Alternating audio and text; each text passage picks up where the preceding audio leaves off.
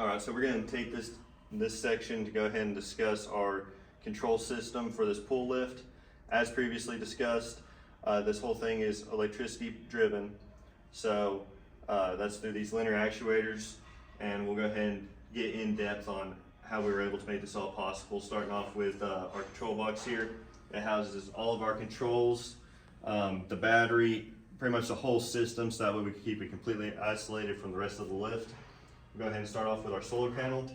So the solar panel will help maintain the battery, and that will help with keeping it maintenance free and also with the longevity of it. In order to get that into our control box, we have these pigtail connections where they're sealed through this rubber hosing and go into a waterproof grommet, and that's for every connection going in and out of this box.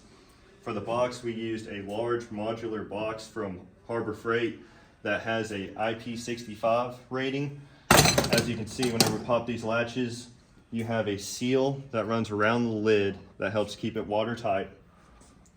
Furthermore, we also have a volt gauge up top, so you can see whenever we turn it on, this will also help with any type of monitoring of the system. Coming back inside, the solar panel will run directly into this battery, and then it's connected with the inline fuse also to help maintain the current running through it. We also have this main power wire that goes to our shutoff switch here, our battery shutoff.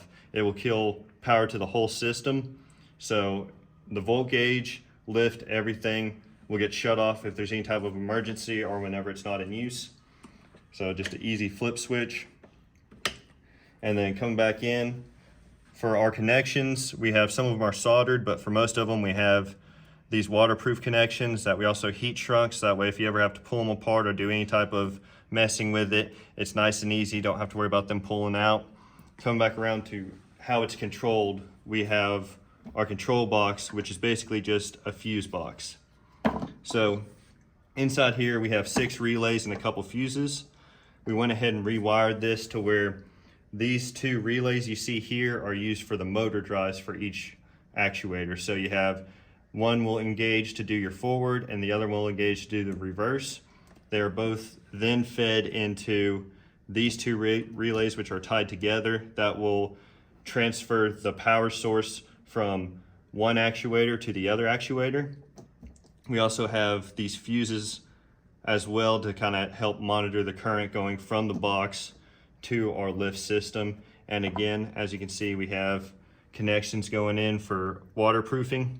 And if you notice, all of our wires are all suspended. That's in case of any type of water that might come into the box. It will all try to pull. So if we keep the wires high, it won't be able to climb because water can't climb. So any type of water will just pull at the bottom of the lift.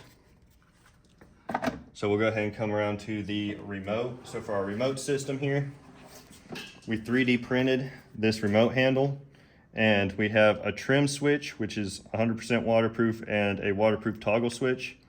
So our trim switch will run the motor direction. So you have your forward and reverse, and then you'll flip it and you'll be able to go to the other actuator and have side-to-side motion.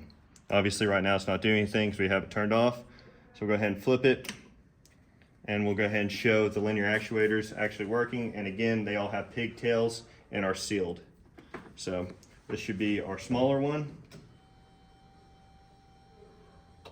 As you can see, it retracts and extends, and then we'll flip over and our up, so this should come out.